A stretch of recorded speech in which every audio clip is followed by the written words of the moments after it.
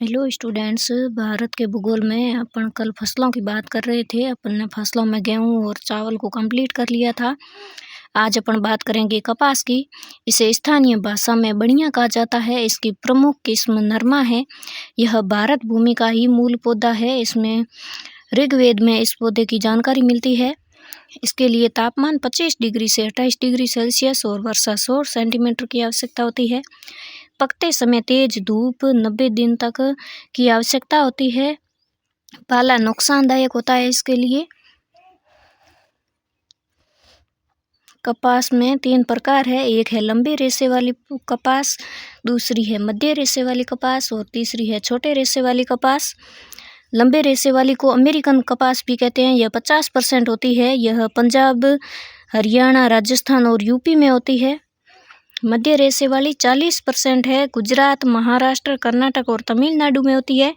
छोटे रेशे वाली 10% होती है, जो कि अन्य क्षेत्रों में होती है।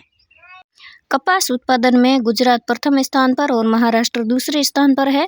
इसके लिए काली मिट्टी उपयुक्त होती है, अतः इसे कपासी मिट्टी भी कहा जाता है। सर्वाधिक कपास दक्षिणी पश्चिम भारत में होता है। कपास से सूती वस्त्र उद्योग संचालित है। कृषि के बाद यही सर्वाधिक रोजगार प्रदान करता है। मुंबई सूती वस्त्र नगरी या फिर राजधानी कहलाती है। 1854 में कपास जी डवर द्वारा भारत की पहली सूती वस्त्र मिल मुंबई में स्थापित की गई। सर्वाधिक सूती वस्त्र मिलें कोयम्बटूर, दक्षिण भारत का मैनचेस्टर कहते हैं, यहाँ पर है। कपास को सफ़ेद सोना कहते हैं। कपास उत्पादन में चीन के बाद भारत का दूसरा स्थान है।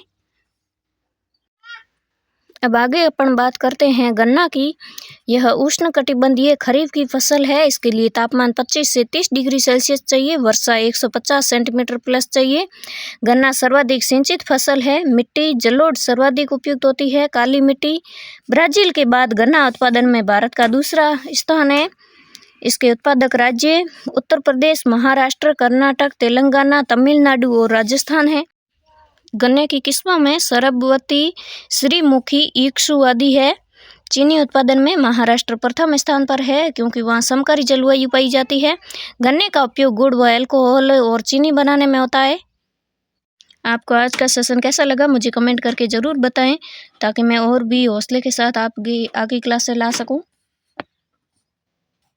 Thank you so much.